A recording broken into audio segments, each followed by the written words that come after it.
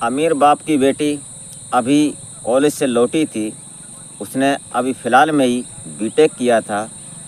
तो परिवार वाले भी बड़ा खुश थे, सभी लोग मगन थे क्योंकि इकलौती बेटी थी। 2 ही बच्चे थे, एक बेटा था, एक बेटी थी और होनहार बेटी थी, जयपुर से लौटी थी। इसलिए वो फ्रीडम थी, स्वतंत्र थी अपने घर में। जब चाहती थी, घर में कई एक गाड़ियों का कलेक्शन था। पिता अमीर थे, फैक्ट्री मालिक थे, कई एक गाड़ियाँ थीं। तो उसको फॉर्च्यूनर का शौक़ था और वो जब मर्जी होती थी अपने पिता से एक बार बोलती थी, पिताजी मैं घूमने जा रही हूँ। बस इतना कहना था। उसके पास एटीएम होता था, पैसे की कोई दिक्कत नहीं थी। जब मर्जी गाड़ी निकाली और अपनी सहेलियों के साथ घूमने निकल जाती थी। ऐसा एक दिन का प्रोग्राम नहीं था, हर रोज़ का प्रोग्राम था। जब मर्जी होती अपनी सहेलियों के साथ फॉर्च्यूनर निकाली और जा रही है, घूम रही है, कहाँ जा रही है कोई मतलब नहीं। दोस्तों, इसी प्रकार से समय चल रहा था, तभी एक दिन ऐसा अचानक इत्तेफाक होता है कि जो देखकर वो लड़की अवाक रह जाती है। तो आप इस घटना में बराबर बने रहिएगा और आशा करते हैं कि आप अपने परिवार, अपने परिजनों के साथ स्वस्थ, मस्त और खुशहाल ज़िंदगी जी रहे होंगे। तो हर रोज़ की तरह आपसे एक ही रिक्वेस्ट कि वीडियो लाइक और चैनल को सब्सक्राइब कर लें और साथ में बेल आइकन वाली घंटी ज़रूर प्रेस कर दिया करें अपने सुंदर हाथों से। तो नमस्कार, प्रणाम, मैं अजय कोहली। आज की जो सच्ची कहानी, प्यार की दास्तां मैं आपको सुनाने जा रहा हूँ। ये कहानी शुरू होती है उत्तर प्रदेश का ज़िला पड़ता है एक गाज़ियाबाद, और गाज़ियाबाद में एक रईस परिवार, ख़ानदानी रईस जो कि फैक्ट्री मालिक होते हैं और उस परिवार में सिर्फ 4 लोग होते हैं। इनमें पिता जो मुखिया होते हैं राजेंद्र प्रसाद होते हैं और उनकी पत्नी जो होती हैं वो कृष्णा देवी होती हैं, और उनका एक बेटा होता है जो अभी प्रताप होता है और एक बेटी होती है जो अंजलि होती है। अभी अंजलि और अभी एक रईसी में पले, बड़े खूबसूरत और सुंदर थे। धूप इन्होंने कभी देखी नहीं, तो इनका रंग दूध जैसा गोरा था। पढ़ाई अच्छी चल रही थी। बेटा जयपुर में पढ़ रहा था, कोटा में, और बेटी थी वो जयपुर में एक इंजीनियरिंग कॉलेज में बीटेक कर रही थी। और बीटेक करते करते वहीं पर गाज़ियाबाद ज़िला का ही एक लड़का, लगभग ये जो लड़की थी ये मुरादनगर की रहने वाली थी। परिवार ये मुरादनगर में रहता था और इससे लगभग 15-20 किलोमीटर की दूरी पर एक गांव पड़ता है। उस गांव से एक लड़का भी उसी जयपुर में बीटेक कर रहा था, उसी इंजीनियरिंग कॉलेज के अंदर। अब धीरे धीरे लगभग वहाँ पर 3 साल गुजर जाते हैं और 3 साल में वो जो लड़का होता है वो लैंग्वेज समझता है और धीरे धीरे उस लड़की से मुलाकात होती है, धीरे धीरे बातें होती हैं और एक दूसरे को पता लगता है कि ये एक ही ज़िले के हैं, और फिर धीरे धीरे पता लगता है कि ये अड़ोस पड़ोस के ही हैं। तो धीरे धीरे उनमें बातें होती हैं और फिर स्लोली प्यार शुरू हो जाता है। ये जो लड़का होता है, इस लड़के का नाम दीपक होता है, लेकिन ये पीछे से थोड़ा कमज़ोर होता है। इसकी आर्थिक स्थिति इतनी मजबूत नहीं होती है, गांव का रहने वाला होता है।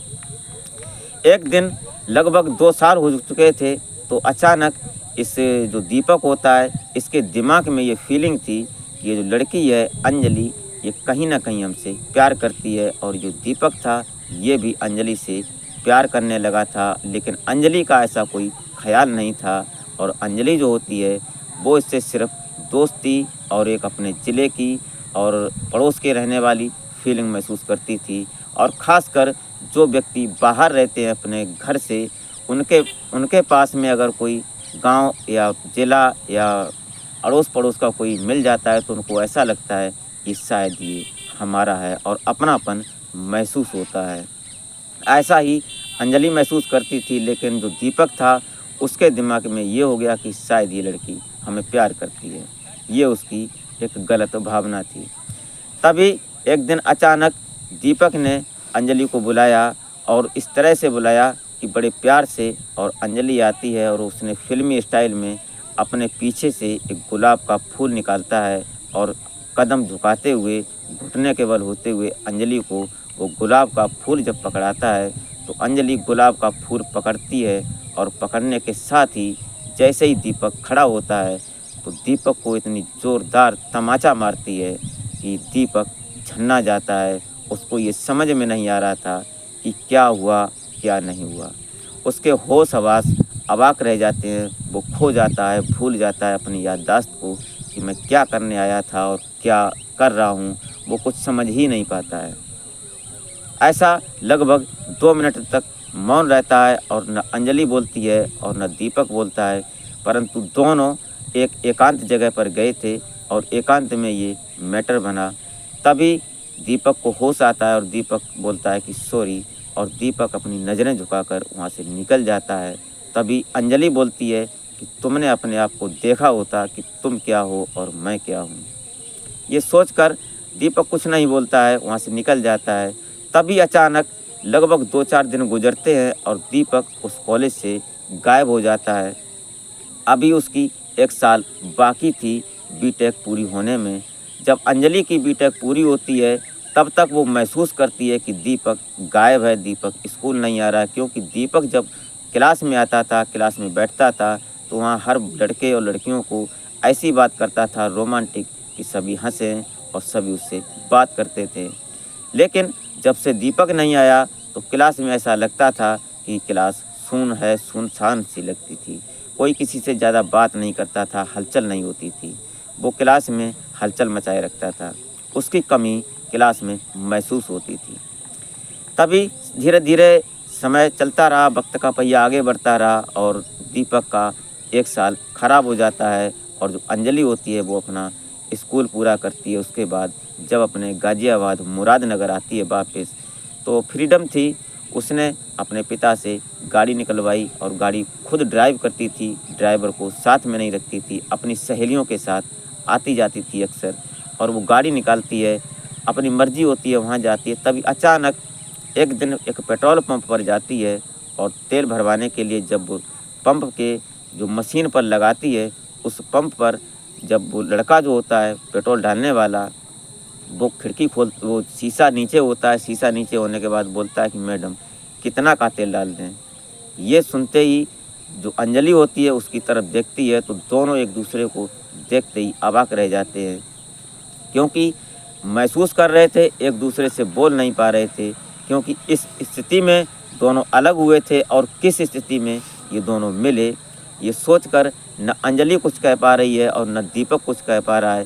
तभी 1 मिनट शुद्ध रहने के बाद दीपक बोलता है मैडम कितने का तेल डाल दूँ। दीपक अपने दिमाग पर कंट्रोल करता है, तो अंजलि बोलती है कि 3000 का तेल डाल दो। अंदर से उसने जो ढक्कन होता है पंप का, जो गाड़ी में टंकी का, उसको खोलने के बाद दीपक 3000 का तेल डालता है। उसके बाद उसको ढक्कन लगा देता है और वो 3000 रुपये देती है और निकल जाती है। धीरे धीरे निकलती है। बड़ी पंप थी तो धीरे से गाड़ी साइड में लगाती है और वो दीपक की तरफ देखती है। तो उसकी सहेलियां जो बैठी थी वो पूछ रही थी कि क्या बात है, उसको इतना क्यों देख रही हो। तो अंजलि बोलती है कि कुछ नहीं, मैं ये देख रही हूँ कि ये लड़का यहाँ काम कर रहा है, कितनी परेशानी होती होगी, कितना हिसाब देना पड़ता होगा। तो जो सहेलियाँ थीं वो पूछती हैं कि तुम इस बारे में क्यों सोचने लगी, तुम्हारे ऊपर ऐसी क्या बात है। तभी अचानक एक दिन जो अंजलि होती है, इनके पिता राजेंद्र सिंह बोलते हैं कि बेटी अब अपनी शादी की बात, तुमने अगर किसी लड़के को जानती हो तो बात करो और तुम्हारी शादी की बात तय करते हैं। तो अंजलि फ्रीडम थी, उसने कहा कि हम लड़के को जानते हैं और उससे हम बात करेंगे। तो उसकी सहेली जो थी उसने बता रखा था कि एक लड़का पड़ोस में है, उसको देख लेते हैं, बात करते हैं, लगभग 50 किलोमीटर की दूरी है। तो वो जा रही थी घूमने, लेकिन हर बार उसी पंप पर तेल भरवाती थी और तेल 1000 रुपये का डलवाती थी। उसके बाद फिर घूम कर आती थी, फिर 1000 रुपये का डलवाती थी। ऐसा अक्सर करती थी और कोशिश करती थी कि दीपक से बात हो सके। लेकिन दीपक से जब बात नहीं होती है तो फिर एक दिन देखती है कि दीपक वहाँ दिखाई नहीं दे रहा है पंप पर। तो एक स्टाफ से पूछती है कि दीपक नहीं दिख, वो जो यहाँ पंप पर लड़का काम करता था वो दिखाई नहीं दे रहा है। तो स्टाफ का लड़का बोलता है कि मैडम आप उसको जानती हैं क्या। तो वो बोलती है कि वो हमारे कुछ कनेक्शन में है, इसलिए मैं उससे आपको पूछ रही हूँ। तो बोलता है कि उसको फीवर हुआ है, वो अभी फ़िलहाल ड्यूटी पर नहीं है, वो घर पर है। तो लड़की बोलती है कि उसका पता मिल जाएगा। तो उसने कहा पता देते हैं। उसने पता दिया, उसका फ़ोन नंबर दिया। और फ़ोन नंबर लेने के बाद वो वहाँ से गाड़ी मार देती है और सीधा उसके घर पहुँचती है। लेकिन गांव में थी जगह, तो गांव में गली सकरी होने के कारण गाड़ी वहाँ तक नहीं पहुँच पाई और वो गाड़ी से उतरती है और पूछते पूछते उसके दरवाजे पर पहुँचती है। वहाँ जाकर देखती है, गेट खटकाती है, तो अंदर से जो निकलने वाला कोई और नहीं था, सिर्फ दीपक ही था। और दीपक ने जब गेट खोला तो वो देखकर सन्न रह गया।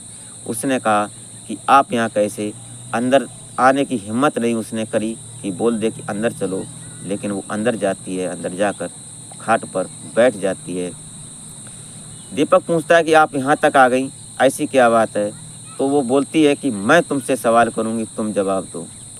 बोलती है कि तुम पंप से गायब क्यों हो गए और तुम स्कूल से गायब क्यों हो गए?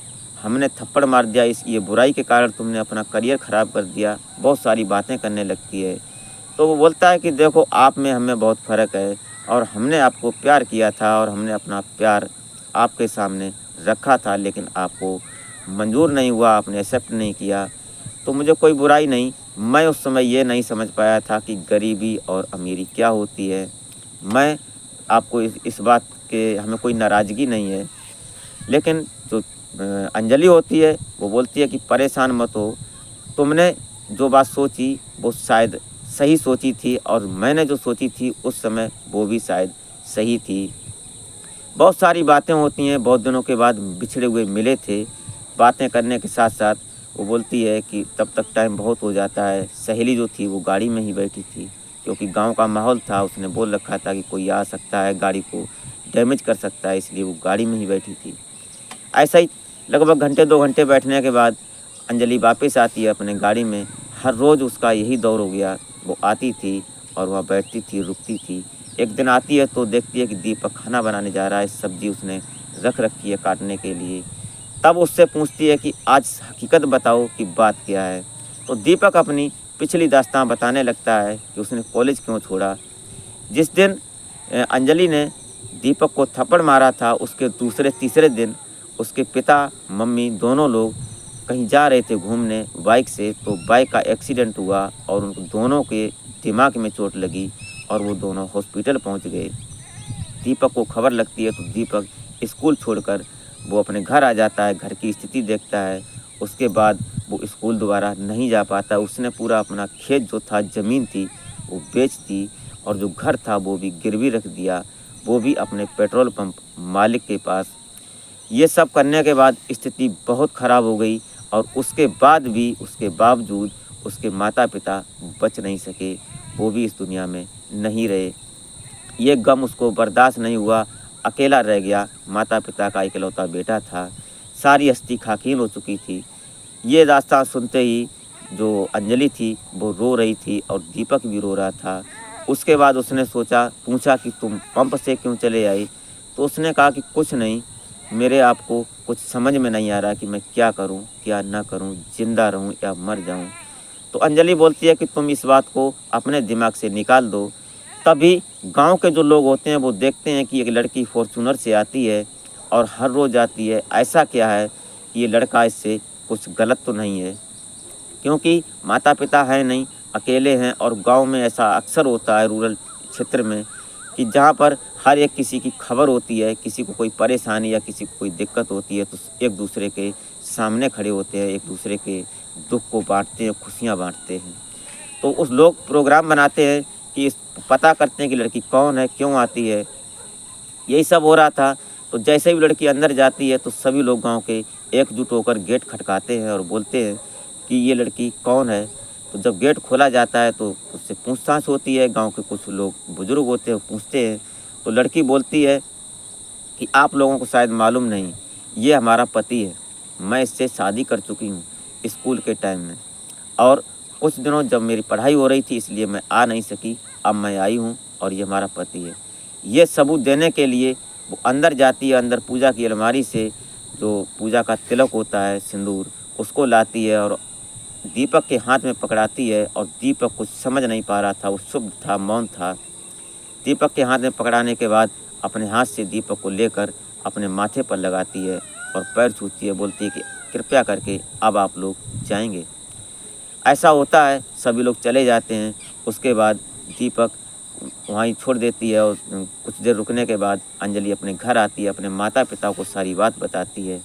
माता पिता थोड़ा नाराज़ होते हैं, लेकिन नाराज़गी उनकी ज़्यादा देर नहीं रुकती है, क्योंकि जब से अंजलि पैदा हुई थी उस घर में, उसी दिन से उस घर में बरक़्क़त आई थी।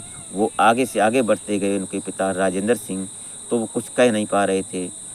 उन्होंने तुरंत कहा कि अपने पति को बुलाकर लाओ और उससे मुलाकात कराओ। अंजलि अपनी गाड़ी निकालती है और तुरंत दूसरे दिन उसको बुलाकर ले जाती है, अच्छे-अच्छे कपड़े दिलवाती है और एक मंदिर में जाकर उसकी शादी करवाती है। शादी होती है और साथ में ही दीपक और अंजलि और राजेंद्र सिंह और उनकी पत्नी कृष्णा देवी और जो उनका बेटा अभी होता है, अभी प्रताप, ये चारों पाँचों लोग एक साथ में रहते हैं और उसी फैक्ट्री में 2-4 फैक्ट्री होती हैं उनकी, बड़ी अच्छी तरह से लाइफ को एंजॉय कर रहे हैं और सब कुछ बढ़िया चल रहा है। दोस्तों, इस घटनाक्रम को सुनाने का उद्देश्य आपकी भावनाओं को आहत करना नहीं होता है, नहीं आपकी दिल को ठेस पहुंचाना होता है, सिर्फ़ और सिर्फ एक सामाजिक संदेश होता है जो सोशल मीडिया पर ली हुई दास्तां थी। आखिरी मतलब मेरा ये होता है कि प्यार से रहना दुनिया में बहुत अच्छा है, किसी के प्रति नफ़रत न हो, प्यार से हर चीज़ संभव है। तो वीडियो अच्छी लगी हो तो लाइक कर दें, एक छोटा सा कमेंट ज़रूर कर दिया करें। तो मिलते हैं फिर नेक्स्ट वीडियो में, तब तक के लिए।